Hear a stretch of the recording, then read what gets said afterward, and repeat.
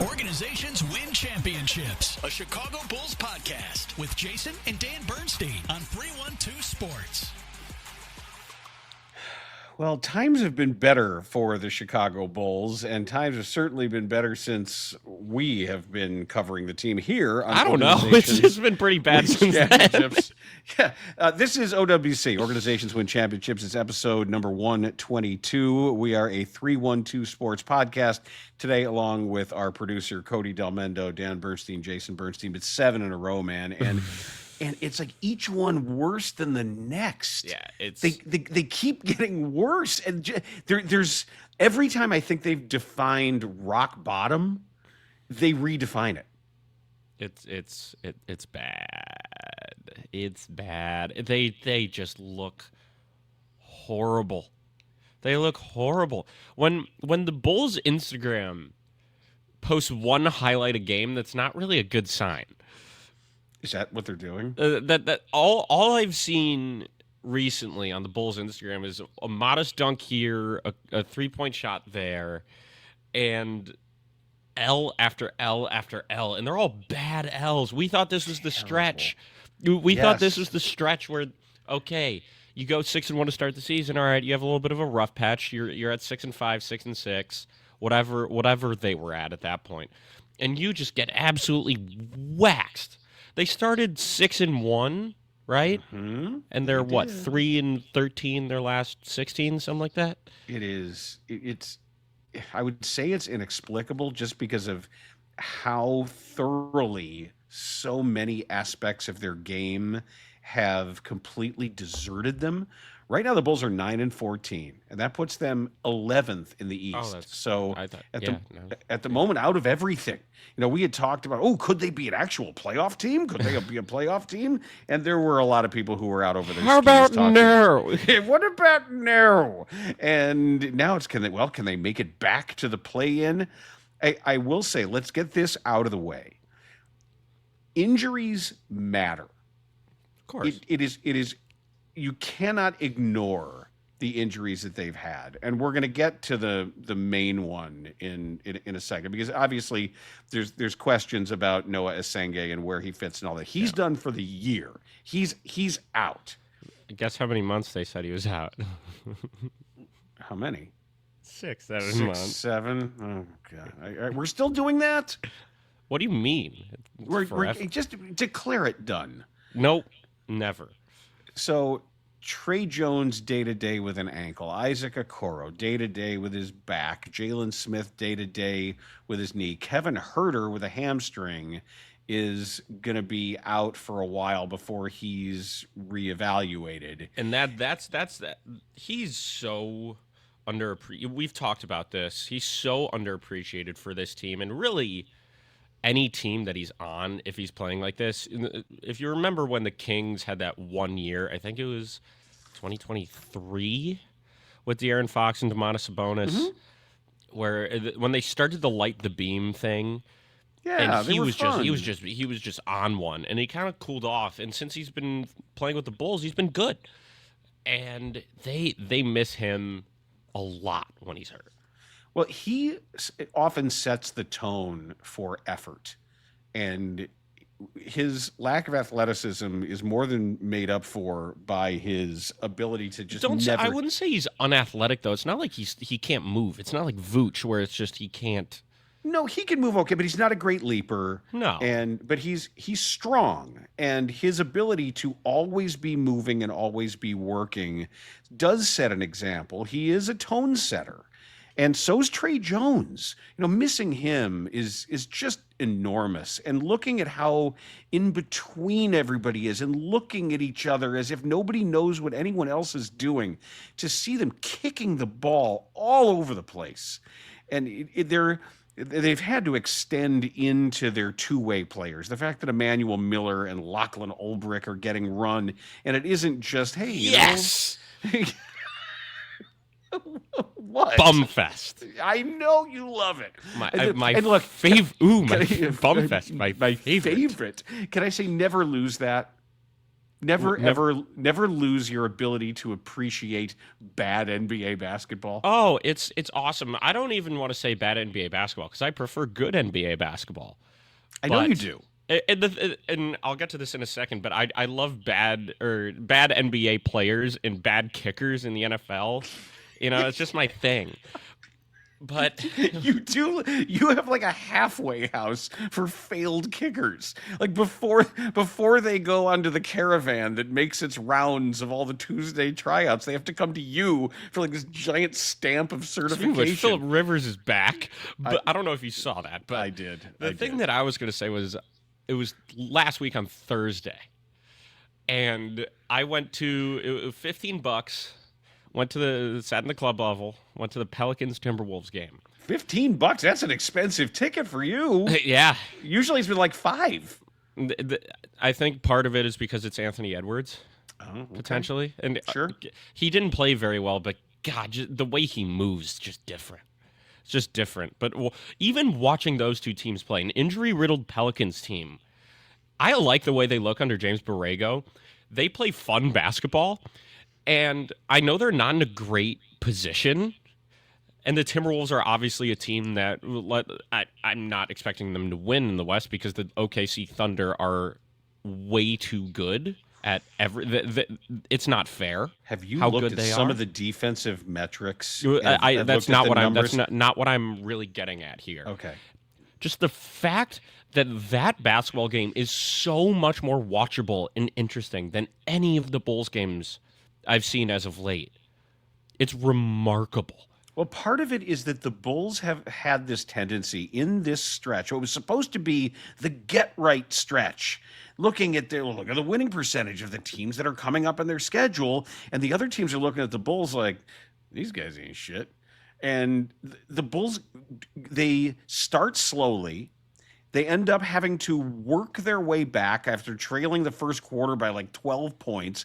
And they fight and they fight and they fight. And they get it in single digits at halftime. And then they make their last little run somewhere. And they work and they work and they work. And they get some adorable little hard-working bucket and a foul. And then the other team goes, three-pointer ball game. And they're at 16. And then it's 20 and it's over. And all these games have been like it. So you're saying it's a bunch of Ryan Arcidiaconos out there? No, we got 5 Arcidiaconos. Well, it's not quite like that, but they're really down into some of their low-level roster, and it's too bad. And then Asenge gets hurt. Then like maybe if it's a lost season, you're going to be trading guys away. You think, okay, developmental time for this child that they drafted 13th. Did you see he was drafted 12th? He was drafted. Asenge was drafted 12th. Well, did you see he was 11th or 13th? Derek Queen. Yeah. And Derek Queen had I'm still not a fan of his game. I know you're not, but it's hard to argue with a 30-point triple-double. Yeah, I mean... And 4 blocks. That's what I was confused by, was the fact that he got 4 blocks. Mm-hmm. I think part of it with that could be DeAndre... I still can't believe DeAndre Jordan is on the Pelicans. But he's there to coach. That's all he's doing. If you see the way he treats Fears and Queen, and I love Jeremiah Fears, by the way. Yeah, a lot of people. Seeing him in person, he was running around some of the guys on the Timberwolves. And even guys like Terrence Shannon Jr. on Minnesota, who you kind of forgot about, was the late first-round pick in a bad draft. Even he's explosive in making plays. And... you get nothing from the Bulls. No, there's no high-flying athleticism. There's no rim protection, and if they're not making threes, they can't defend a traffic cone. It's really not good. And even the stuff that they had been counting on last year from Nikola Vucevic being able to hit from the post or mid-range, he's been terrible around the basket, missing bunnies, missing those little half hooks. Should have traded him after the 6-1 start. So you beat me to one of my bullet points here, as I think they missed the boat on Vooch. The larger question is, if this thing is over, and Friday night against Charlotte, you have time to practice now. You have time for some guys to get healthy. You have time to practice. You've got time in your own bed. You've got time to look in the mirror and reevaluate how you're going about your job as a professional.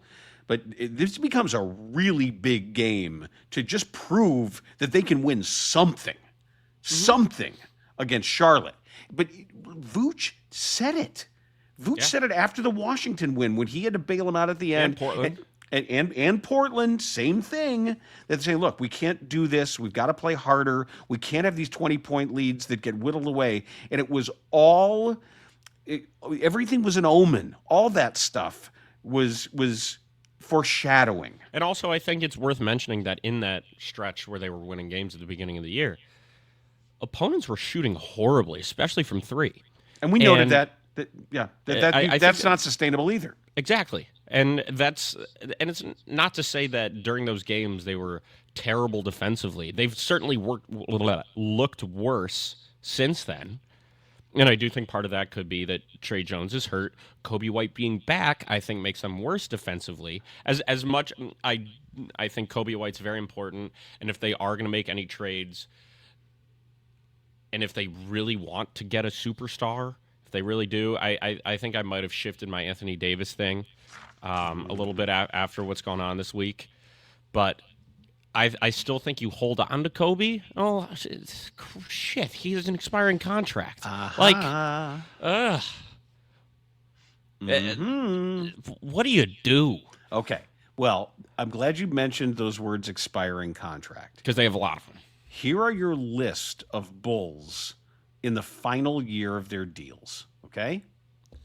Nikola Vucevic, Zach Collins, Kevin Huerter, Kobe White, Ayo Dosunmu, Javon Carter, and Dalen Terry. All right, I don't think Javon Carter and Dalen Terry are really...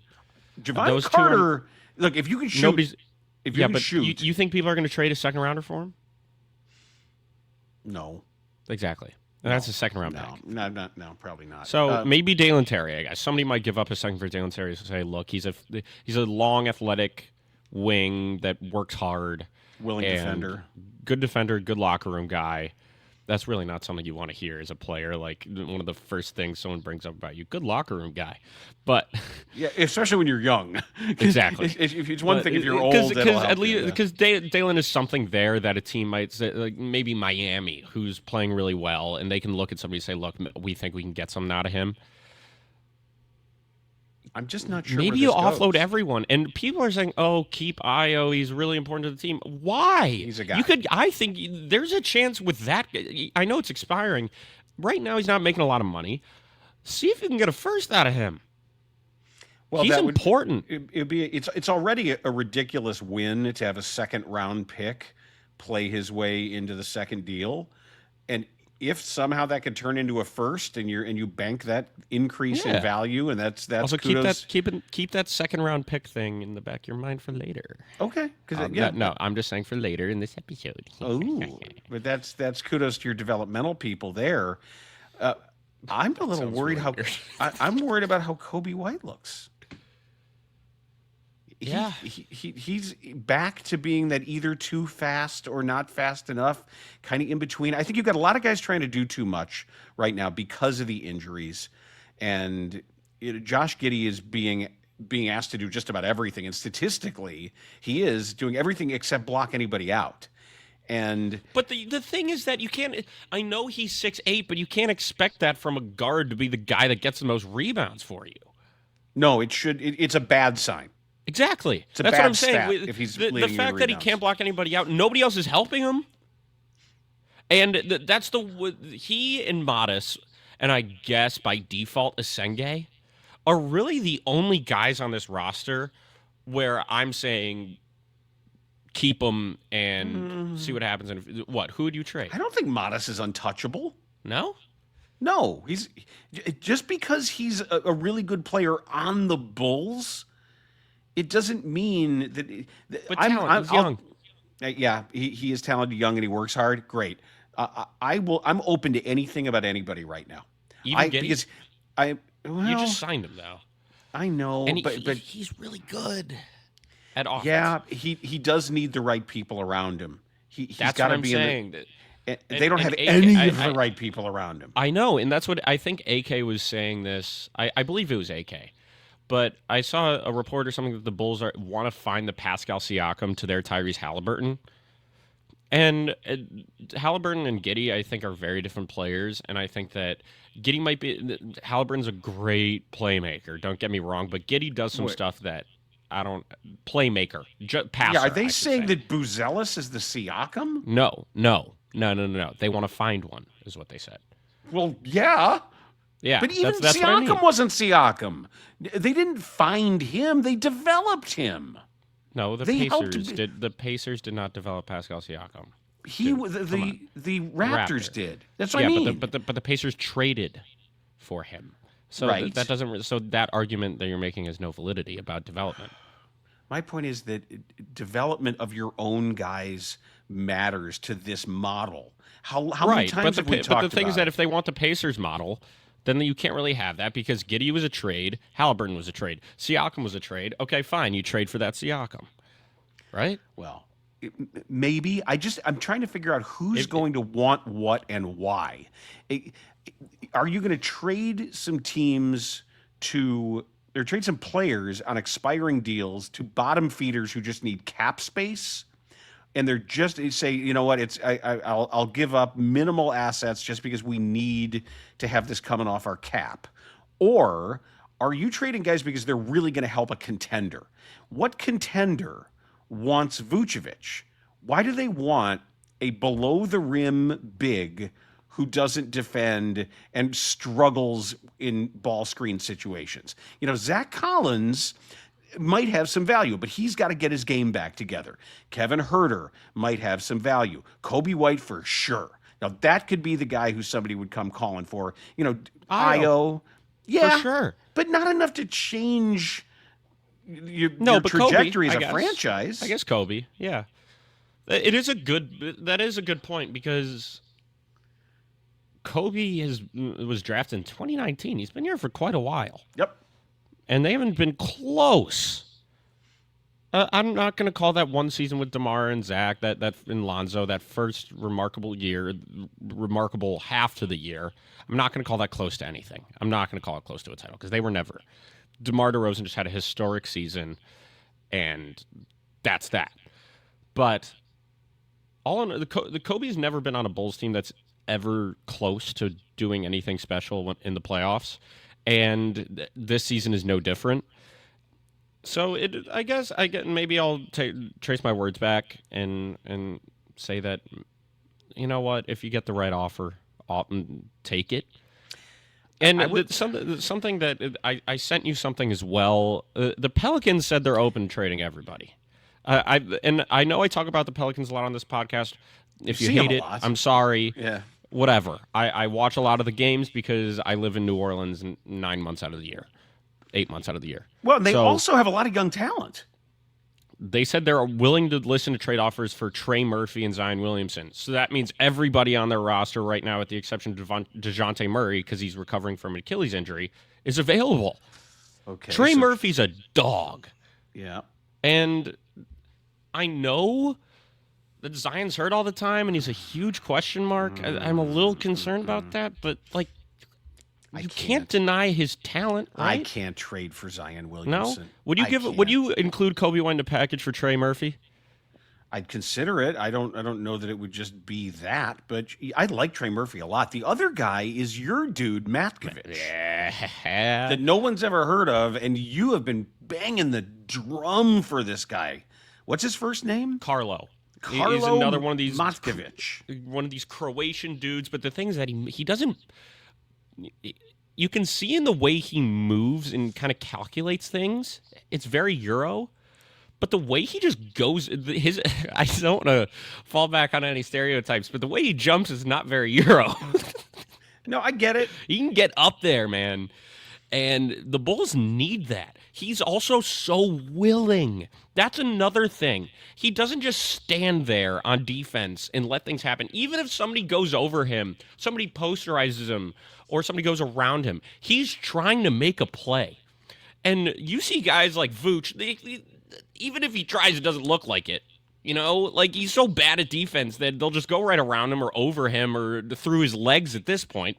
I mean, I don't think it would take a lot to get him because that roster is so stacked right now with young talent and especially young bigs. With the draft pick of Derek Queen, Yves Missi is still there, and that's another guy that I would look at. Like Makovic is right there in Zion, I guess. He's a big. So like Karlo Makovic is listed at 6'10", 231. Plays bigger than 6'10" because of his vertical. He is from Bosnia and Herzegovina, second-round pick, 52nd overall in 2022. He was just a Eurostash guy that came out of nowhere last year. With all of the games that I've been watching, I have noticed, and it's been fun to watch. The games have not been fun, but I will say this: when the Bulls Pelicans games or the Bulls games, the Bulls games, when the Bulls are bad, I think it's when Stacey King is at his best. Yeah, I think he has to be realistic. Yeah, I think he's at his best when it's not all catchphrases and silly, and because he's good at the catchphrases and the silly, and I know people love that. But when he is forced to really start to do some, like he and Adam, had some great basketball talk the other night when they were getting serious and they were telling truths about stuff. And there was a moment in the recent Pacers game when it was Jay Huff, and I had given another dude, you know. Well, wait, I had given a parlay for my DBU picks, the MyBookie picks. On you love 312 talking Sports. about this way too much. Well, I had given a parlay. You love tooting your own horn about the correct picks you make. Like when the Bulls played the Pels, and you had what, Alvarado 3 or more assists, and he got 3 in the first 4 minutes he played. And he ended up with like 6 in very few minutes. But I had Jay Huff over 1.5 blocks, and he had 2 blocks in the first 5 minutes. And I also had Pascal Siakam with 2 or more steals, and he got his 2 steals late. And there was a third prop bet that I had. Oh, it was Vooch to hit at least 1 3, and all the legs hit. So Huff was in there, and what I love about Huff, just as an aside, he is a finesse shot blocker. Have you noticed that? He doesn't swat the ball. He doesn't like volleyball spike it. Yeah. He feathers it. He will tip it as a pass. That dude is like a hockey goalie who has such great rebound control that he can make sure the puck rebounds to a defense. Like he will. Hey man, that I was pretty damn good in high school. No, I'm not talking about you, but I'm saying. I know. But sometimes my rebound control is terrible. Oh yeah, it was not your best. But it was either great or awful. There was no in between. Well, the problem was you made so many great saves off your own shitty rebounds. It's like that's so true. Whatever the equivalent of like a Kobe assist would be or something like that. You made so many spectacular saves because you spat the rebound into the deep slot. They're like, "Oh, what a save! Wow, what a great save!" And it's like slowing down on a fly ball to make a diving catch for ESPN. Yeah, Jim Edmonds. Yeah, but no, I mean, look, you stopped it, and then you're like, "Oh, I better stop it again." Stand on head. All right, let's Jay Huff. back to Jay Huff. So Huff has all these blocks, and you hear Stacey go, "Man, we got he's good too. He's another one." And then I realized if you look at this string of rim protecting like everyman types, and this every team has one except the Bulls. I know. This is just off the top of my head. Jay Huff, Ryan Kalkbrenner. Oh, well, he's a little. I'm just saying, Donovan Clingan. Still better than that. And a guy who's a big bad dude, Goga Batadze. Yeah, strong. Goga, don't mess with. And now he grew his hair out, and he looks like some sort of like medieval monster chasing people around. And there are 2 guys on the Nets. We haven't even talked about that game yet. That was brutal. But I like Day'Ron Sharpe a lot. He had 2 blocks in 13 minutes. They've got talent too. Yeah, they've got a ton. And he's a little better because he's been a starter for a while. But Nick Claxton, yep, like yes, that dude's a shot blocker. I think he's a tier above those guys. I'd say Nick Claxton, but still, yeah, he's got that great second jump. where Oh, he he's doesn't. just It good. doesn't. It doesn't He's take him just long good. to reload. But Every team has one of these dudes. I know, and it's Stacey At said least that. one. Most teams have 4. It's the middle of the game. Stacey's like, man, we gotta get one of those. And I'm like, what, a giant, talented white? Is that what you're talking Carlo. about? Jay Huff? I mean, Jay Huff, remember, in college was like Frankenstein's monster. And then all of a sudden they realize, he can run. He's really a smart positional defender, and he's enormous. Yeah. Giant people can be really good at basketball. Who knew? And you know who else is really good at basketball that we're gonna have to deal with on Friday? There are 2 guys, I should say, other than LaMelo Ball. Brandon Miller, Brandon Miller, and Con Knippel, man. Yeah, well, yeah, I told you about Knippel. You were right about Knippel. You called it. Brandon Miller is smooth. He's that team is another team that they just farm talent. And it's not with the Bulls. It's a little bit different because the Bulls have good players, like Trey Jones, good player. Zach Collins, good player. Kevin Huerter, good player. Io, I guess now. But where's it's the young talent where you're like, oh, okay, like you could become something. Young explosive talent. Yeah, like other teams have Modest guys. is the only guy right now that you could say is up there. But he doesn't look like some of these other guys. Like, they don't have the suddenness. The Bulls are one of the least sudden teams, other than Julian Phillips, who isn't good call, but he's not that good. I think. Although here, let me say this about Julian corner Phillips. 3. He's got he hit that. He front rims that corner 3. But the thing I'll say about Julian Phillips. And I know if my grandma had wheels, should be a bike. If Lena had wheels, whatever. If he gets in the weight room, Grandma's still dead. Grandma's not going to do anything. If Grandma had wheels, she's just under the ground with wheels. Nada, maybe. But Grandma... That's your own mother, dude. What? That's right. Nada is, yes. But I'm saying, if she had wheels... What, did you say Nada does have wheels because of that tank she has? That would be cool if she had an actual tank. Like a Sherman tank. Just blowing shit up. Oh yeah, my God, and like she that would Star too. Wars thing. She would have a lot of fun with that. Wait, which Star Wars like thing? in Empire Strikes Back with the AT-ATs? Yeah, like the... But what do they say in the Family Guy when those things show up? It's like, well, we're protected against everything unless the other thing's got giant mechanical camels. Yeah. Something. They show up and start blowing everything up, and then Brian gets on one and blows up a squirrel just because he can. Right. But what I was gonna say is that if Julian Phillips gets in the weight room, he's sudden. No, we'd know it by now. Combine his suddenness with Patrick Williams' body. Well, you can't do that. You can take all these guys in a lab and take a trait here and a trait there and come up. If you threw all the Bulls right now into a crucible and smelted them down to their talents and rebuilt it, you might have the greatest player ever. No, you might end up with like 3 NBA players that are as good as some of these guys they're seeing. There's just not that much there. And this is the big question that we kind of been talking around. I don't know what more coaching can do. Like, if you swapped out Billy with this group, especially, and not even the Hurt group. For Jim Boylan. No, and you've just violated the rule. There, drink. Good. If you swap out Billy for pick your whoever I have you 3 think shots of Bailey's in this peppermint mocha. Wow. I'm kidding. I don't. There's a beverage here, man. Would it pick your replacement level NBA coach? Maybe it's James Borrego, whoever it is. I don't think it makes that much of a difference right now. No. I really don't. I wish I could say I thought it would, but I don't think this at the moment is a coaching issue. Right. It's not like a college team where it's really about coaching because they're a bunch of kids that where motivation is just as important as talent, especially at the mid-major level. It really is. But the motivation that's comes not necessarily true. Within at the pro level. Exactly. And in college, there is a motivation problem. Motivator. They are not playing hard enough. There is no question that the Bulls do have to play I know harder. that, but they can't ask Billy to do that. I think there's one coach in the league one coach in the entire league that would possibly have any chance of making something happen. That would be Eric Spoelstra. And Wow, that's very high praise from you.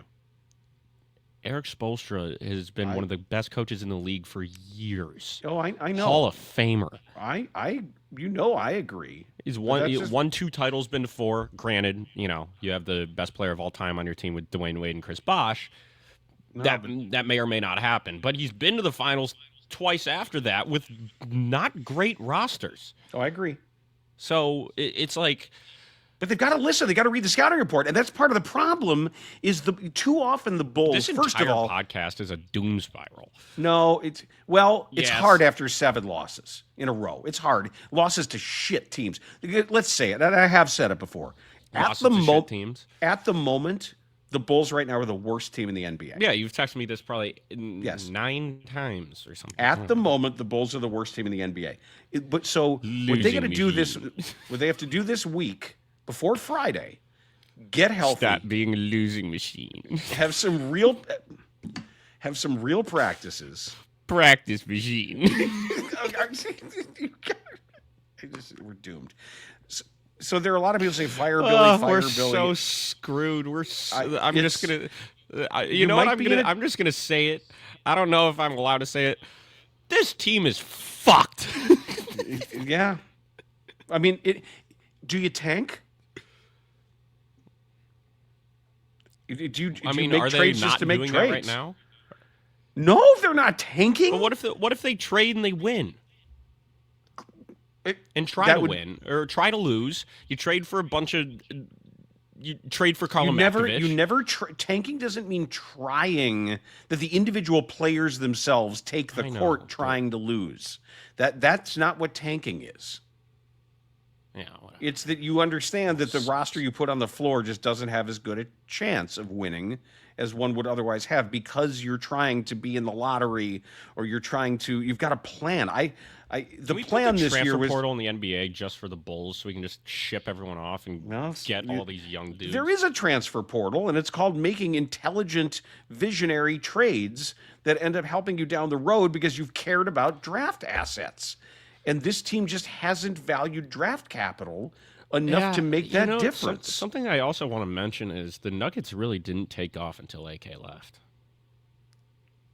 Right, but he was involved in acquiring a lot of the players who mattered there. Well, I mean, yes, I understand he drafted Nikola Jokic. Nobody expected. I'm sorry, AK, with all due respect, I'm sure you saw something in him and you thought he could turn into something. You did not expect him to be arguably the greatest offensive player in NBA history.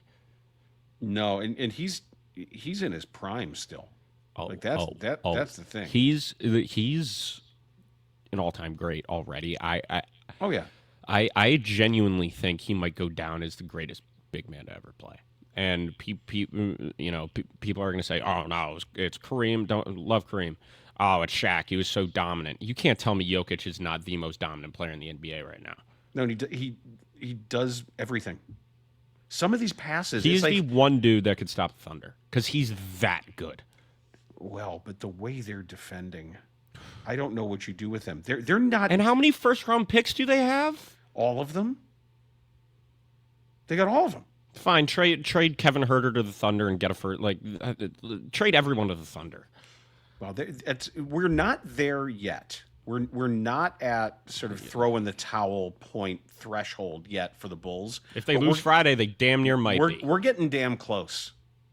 We're getting way too close to this already being a lost year after starting 6-1. And it's too bad because injuries. It was fun. Those first 7 games were fun. It wasn't just fun that they played well together, and that we were just finding out, Trey Jones, who knew he was this good? Oh, and Kobe White still hasn't come back and played. Wait till Zach Collins comes back, and look what he's going to be able to do. And he'll provide some of the rim protection, and it'll take the pressure off of Vooch. And Patrick Williams coming off the bench will find his aggressiveness again. And it's all just... Also, Okoro does matter a lot defensively, is something I'm realizing. He matters a lot. It's more than an individual, though. I know. It really is. Just box out. Find a body. Do something. Do something physically. Take just the pride. And when I heard Billy talk about it, it has to do with the sacrifice. And I know NBA players shouldn't have to hear this, but when you play as hard as you can and do what you're supposed to do, it helps you and it helps everybody around you. You're putting this on film. You are putting this on. Why are you holding up your Javonte Green jersey? Just sad that he's not here? Like, no, he's on a real energy. team. We need athleticism. We need suddenness. Javonte... Yeah, but that's Julian Phillips. That only goes so far. Because he's so grabby with his hands and so foully. He's always fouling Green. people. Javonte Green. He's not coming back. And even if he did, they're too far gone for that. There's just too much has happened. This has been a stunning and I'll show you a dude who's across the board collapse. I'll show what are you doing now? Another problem. What are you doing this now? Guy. Well, that's no surprise. Everybody knew that. Oof. Just let the record God, show. that team is good. If you're listening on the pod and not watching on YouTube, I held up a Javonte Green jersey and a Cade Cunningham jersey to show my pain for the Bulls losing Javonte Green. I shouldn't say losing Javonte Green because it's not like he would have won them a title unless he would because he's the greatest player of all time. However, Cade Cunningham is a dude that could win the Pistons a title because that team is nice. Yep, we knew it. That's when you saw young people. Well, they're no good, but they've got young talent. Houston. Portland right now. The Brooklyn. The Wizards have dudes. How many guys did we see? New Orleans-ish, if they're healthy. Like, who are the dudes? Hold on. Would Would you rather be the Pelicans or the Bulls right now? Pelicans. That's how bad it's gotten. For the record. That's how bad it's gotten because the Pelicans traded away their first-round pick for next year to trade up for Derek Queen. He's been balling out, don't get me wrong, but the thing is that next year's draft, when you have three guys that would have gone number one in any draft ever, not any draft ever, I'm sorry, any draft within the last few years with the exception of Cooper, Flagg, and Vic, like, that kind of sucks. And yet, you would still rather be the Pelicans than the Chicago Bulls. I think I would. There's more pieces there. I can't identify the pieces here. When they're all together and they're making healthy, moves too. They fired their head coach. They're doing. And I'm not saying the Bulls should fire Billy Donovan, but if he's completely lost the locker room, I don't think that's too far out of sight, out of mind here.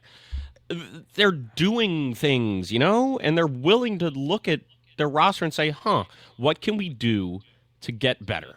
And that's what every team in the league has done. I haven't seen any of that from the Bulls in the past 4 years. No, and recently the problem too is the leadership's got to come from the players. It's got to come from inside the locker room, and that's why we highlighted the Nikola Vucevic post-game rant. I was going to say, but the thing is that you can't be a leader and suck that much ass on defense. Well, but nobody listened to him. Nobody paid any attention. Just smile, bro. That's what, have fun, be happy. No, listen to what he's saying. That's a proud guy. That's an all-star. That's a 35-year-old professional player. We do crap on him, but he's had a hell of a career. He's been, look at the double-doubles the dude has put up. Like, you remember him in Orlando? Like, he yes, could I ball. remember how excited I was when they traded for him. Yeah, I remember my reaction when they traded. Like, that's a guy that used to kill them, and you're like, oh, no, that's a player. Look at him, and he's still going at 35, and no one listened to him. So the latest reporting has been that whatever internal issues there've been about effort and who's boxing out and who's guarding and who's not and who's pointing at somebody else saying that was your guy. Why am I guarding your guy? Is that it's fallen on Kobe White now to be in charge of policing and refereeing some of this internal stuff. And if I'm Vooch, I don't blame him. It's like, don't look at me. I told you everything you needed to hear. Do you remember because in that game, this was after the Wizards game, when he said all that stuff like, stop it, we need to stop screwing around here. And he was hurt. He was on the bench. This is against New Orleans, a game I remember. It was like the day I got home for Thanksgiving break. Mm-hmm. Expecting to win. And they got boat raced. And they showed Vooch a couple of times kind of sitting there like... Yes, I pointed there like, okay. He was like, nice effort. Kind of sitting there. It wasn't one of those things like, oh, come on, guys. It was, I told you. Mm-hmm. He was like, I warned you, idiots. It's a shame, too, because and watch him end up on a contender that knows how to minimize his deficiencies and maximize what he still does well.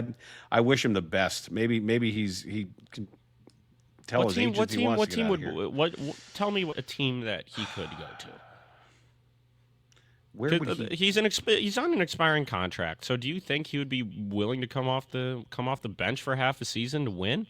I don't know. Do you think he's selfless enough? I wouldn't be surprised. I don't know. Like if he were a second unit, I don't think they'd trade him in division, option. but like Detroit could, just I don't think they would trade him there. Too young for that. You think? I don't know. Like last year, we were thinking, he would have to go to a place that had another big next to a rim protector, because he could be pretty good if he's next to a rim protector.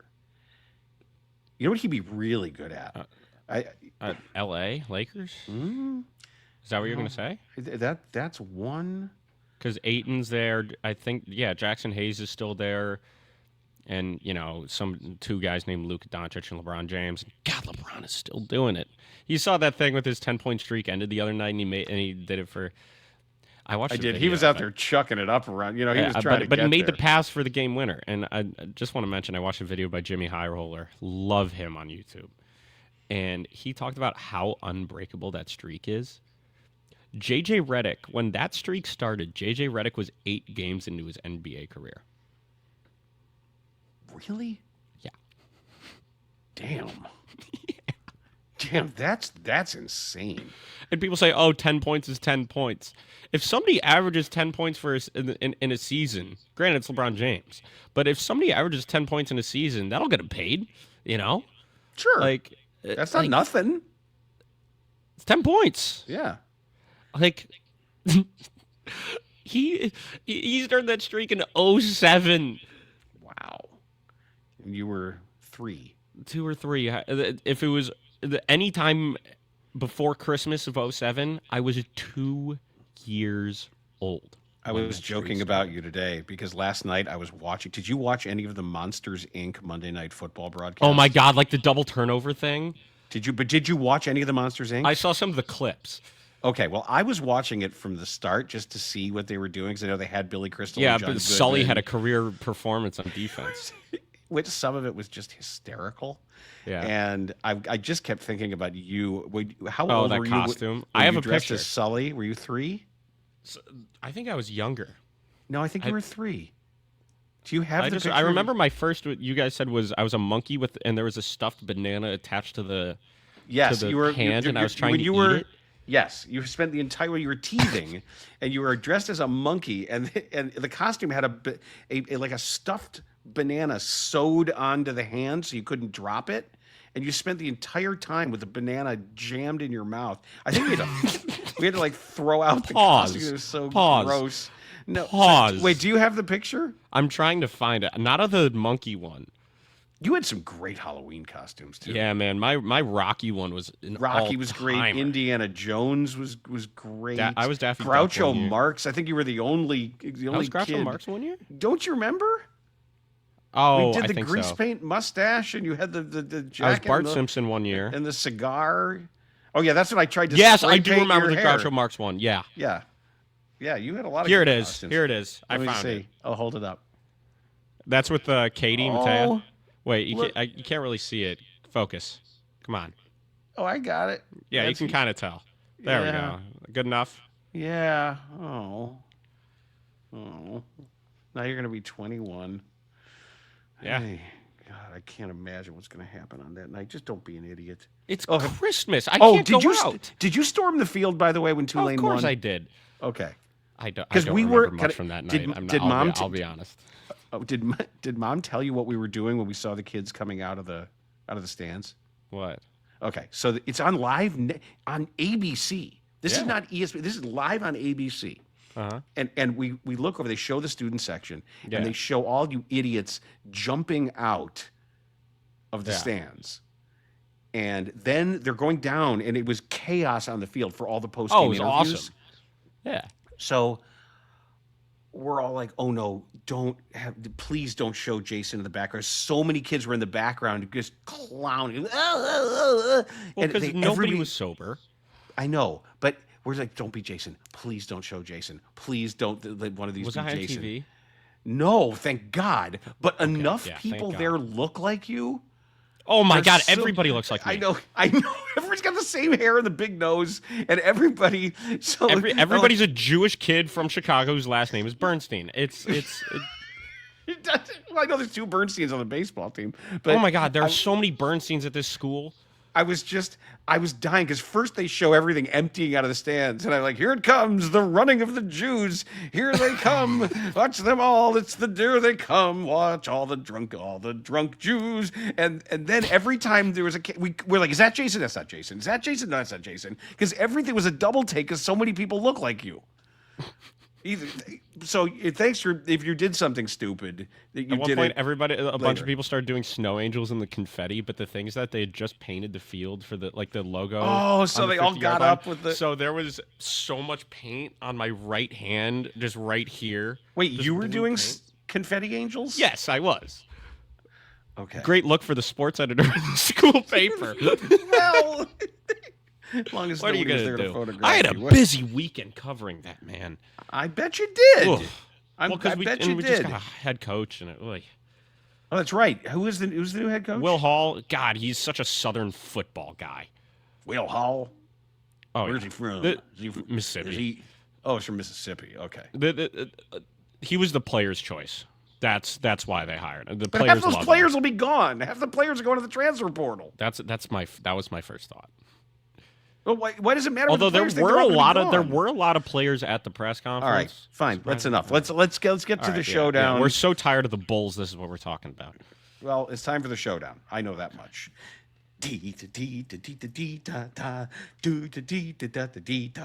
All right, there's it. I did the music. Now, I saw this and I did this sort of backwards because I just saw this cool bit of information and I tried to sort of make a question out of it. All right. So there's several great pieces of trivia that come from this item. But I will tell you that recently in the NBA, we had a player who became only the third player ever to have 2 career games that fit this criteria. Okay? Only player ever to have 2 career. No. Okay. He's the third. Third. Okay. The third, a current player who current player. No, Okay. no. There's one current player who became the third ever NBA player to have 2 or more games of 50 points on the road while shooting 75% or better.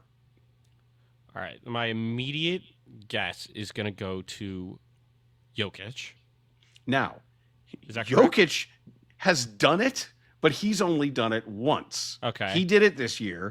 He did it on November 12th. I'm gonna go with guys, and I would say Luka.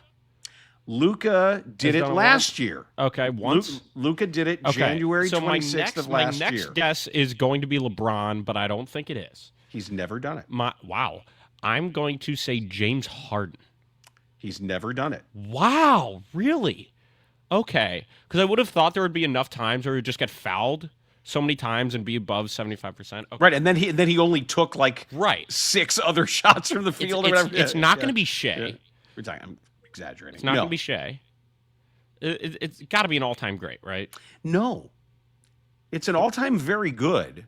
Really? But I don't think an all-time. But he's done it twice. He did it. This guy did it on February 19th of 2021, Okay. and he did it just this December 3rd. I'm trying to think of guys that scored 50 plus recently. Kind of blanking here. But you said Hall of very good, so it's not going to be Giannis. It's not going to be. No, Giannis has done it. Giannis Once. did it. Giannis did it in November of But you're saying 2023. twice. But you're saying twice. He did it once. It's pretty. Too young to be Wemby, right?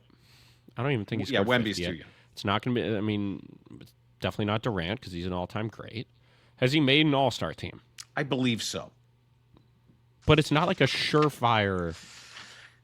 There's been so much stat he a guard? inflation. I would have to look. Let he me a just guard? make sure I have his career numbers in front Is of he a me. guard? He is. He is 6'4", 215. 215. Yep. It's not Edwards. It's not. Oh, is it Devin Booker? It is not. Oh, I thought. Okay. I don't think he's ever made an All-Star team. He hasn't. What? He has not made an All-Star team, this guy. McCollum? Even though he's had multiple years averaging 20 points a game. McCollum? 1, 2, 3, 4, 5 in a row. He's McCollum. averaging No. It's not McCollum. Never made an All-Star team. What? Not according to this. Not according to Basketball Reference. When was he drafted? Or tell me the year he came in the league. 2016. He's got a ring. He's got a ring. I mean, said he's 6'4"? Yeah. And he has done this twice.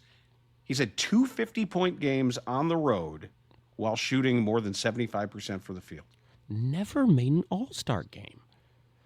He came in the league in 2016, so that's 2016, 2017. Yeah, right? he was fifth in Rookie of the Year voting. And that's the only thing listed under awards. There is no way this is D'Angelo Russell, correct? It's not. And I think he was an All-Star. So fifth in 2017. So that's the draft with. So that's Ben Simmons, Brandon Ingram, Jaylen Brown. He's an All-Star. Jaylen Brown, All-Star. Porzingis was the year before. All right, I'm gonna give it to you. No. Is he a Euro guy? He was not born in the United States, but he's not European. Asian. No. African. No. Canadian. Yes. He is Canadian. Okay, now I should get it. I mean, it's not R.J. Barrett. He came to the league in 2019. Correct. It's not Dylan Brooks, obviously. No. Oh! Wow! Oh, I knew this guy never made an All-Star game because Jamal Murray. All right. Jamal Murray has done it twice. Now, wow. Here's another little bit of trivia from this. Wow. This is what's incredible. When Jamal Murray did this a second time, or shall I taunt you a second time? Shut up. He has joined 2 teammates this year. Because not only did Jokic do it this year, so did Aaron Gordon. Yeah. 3 players from Denver. October 23rd was Gordon. November 12th was Jokic. And December 3rd was Murray. All 3 of them this year have done it. Now, the other guys... I have a reaction to that. Pretty good. Pretty good. The other guys who've done it who you haven't mentioned, Kyrie Irving did it. Okay. And then before Murray did it in 2021, it was 32 years. It had taken 32 years for it to happen again. 32 years, so that's 1989. In 89, there was another guy who did it once in Karl Malone. Okay. And on the remainder of the list, there's one guy who did it twice, one guy who did it 3 times, and kind of an obscure name who did it once in 1981. Not obscure if you're me. It'd be maybe obscure if you're you. Jesus Christ. All right, I'm going to guess Jordan. Jordan did it twice in 88, his MVP season. All right, and I'm trying to think of scorers, but you said 89. That was Jordan? Jordan did it twice in 88, and then there was 3 in 1967 and 1 in 1981. All right, Wilt. Good guess. Yes. I think that's pretty... And you're never going to... 1981, yeah. All-Star? Oh, yeah, Hall of Famer. But Bill not... Walton. No, he's not... He's a guy who you always remember saying, oh, yeah, great player. But he was never a marquee kind of great player. He was a guy who just... By the time you looked at his... Was he... Okay, this might sound like an obscure question. Was he ever in winning time? I'm not saying it's David Thompson. Or Alex English? No, I don't think he was in winning time. I'm pretty sure he wasn't. It's not like... But he was a rookie in 1976, and he played to 1991. You said Hall of Famer, All-Star, guard? He was inducted in the Hall of Fame in 2008. Thanks for answering my question. No, he was a 6'5" forward. Interesting. And could be kind of a power player. He was technically a small forward, but he had a great post game. Maybe one of the great undersized post players of all time. White guy. No. Okay. Nate Thurmond was too early. It's not Nate And Thurmond, I think to this day, this guy is he's a school crossing guard. Like a full time, like works full time as That's a school awesome. crossing guard just because he wants to. Did he start his career in the ABA? No. Okay. But he did start his career with a now defunct NBA team. Interesting. Seattle? No. Bullets. No.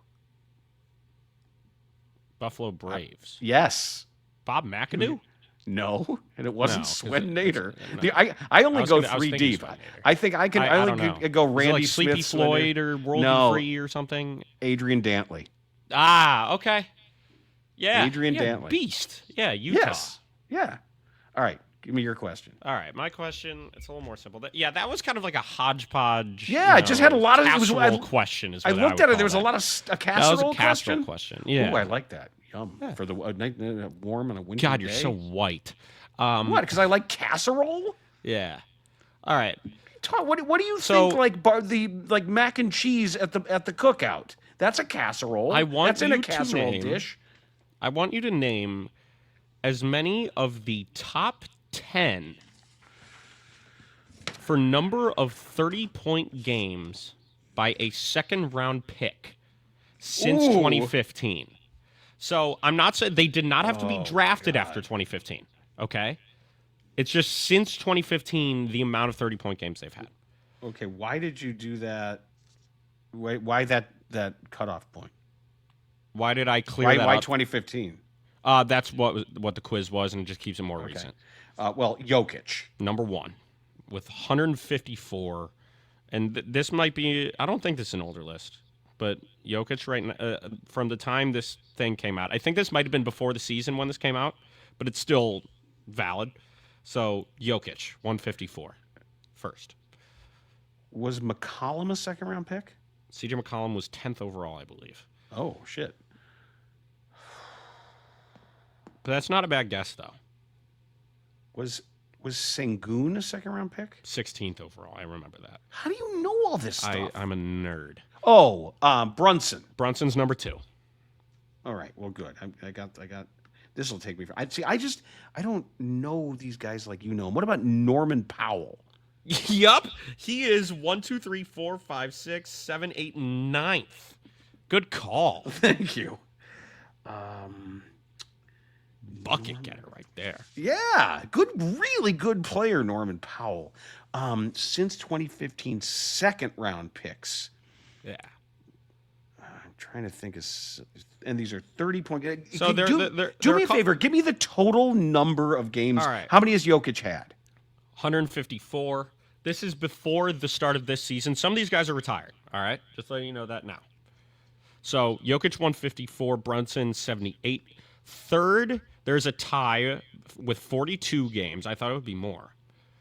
But only 42 games for these two guys. And then fifth, 37, sixth, 36. Seventh place has 30.